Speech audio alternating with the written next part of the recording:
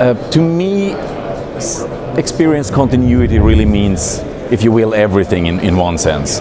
It's what I see when I talk about the experience continuity, is all the products, all the tools we have that are built into our products that actually can offer that true user experience that incorporates everything from network access, automation, over to data analytics in order to understand very complex handover behaviors. And I think that's the way it's built, is really that today the users have all the power, right? So we all know that if you screw up with the service, you're out of users. The user will always define which service will be good and which will be bad, and they are pretty promiscuous when it comes to their choices of different operators, for example.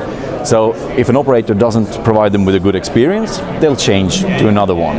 And the red thread going through all of this is that the only way to give them a really, really good experience is to think about the whole picture and take it all into account and make sure that they don't need to know, they don't have to care. It's just a really smooth, good service. And that's, I mean, MSOs needs that, operators need that.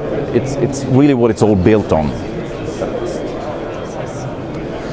I've read a lot about the whole buzz about the Super Bowl and what Verizon did there, and it's very interesting. I mean, it's definitely something that will be used from time to other in certain places. I'm absolutely sure. The only thing I don't like about the whole way it's been written about is that there are a few places where you can see that it's sort of implicated that we're talking Wi-Fi or LTE, which is completely the wrong message. I actually was at a congress not too long ago, and one of the operators there stated themselves that even with new spectrum that is going to be available soon to them, they were still estimating themselves that they will need almost the double of that before the end of just a few years. And it just so happens, Wi-Fi happens to be representing about the same chunk as they already have for LTE 3G and what have you.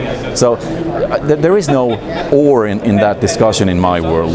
It's both, and they both have their strong points and their weak points and their different characteristics. And for example, I'm pretty sure that building out weak indoor coverage for coming IMS and that kind of service is just, there is no way the economy will scale better than if you do that with Wi-Fi.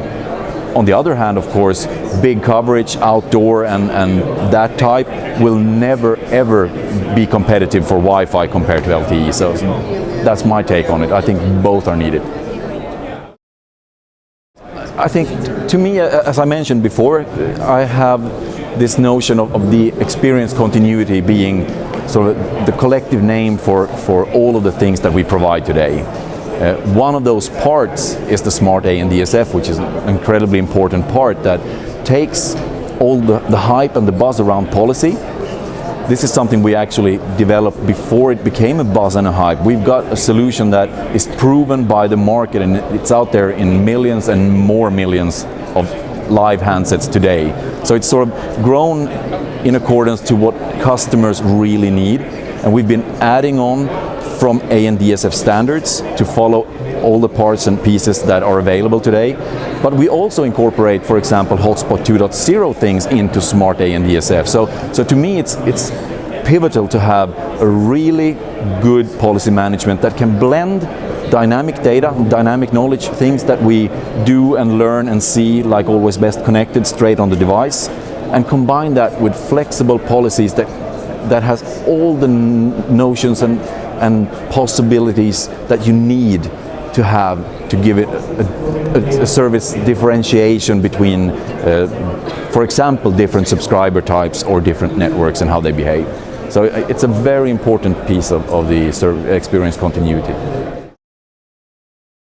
My takeaway from Barcelona this year is that I was actually not here last year. I missed out on last year's Congress. So I sort of have this little year that was gone, and I come back here this year, and it's so incredibly much things going on that has to do with Wi-Fi, carrier Wi-Fi, all kinds of things.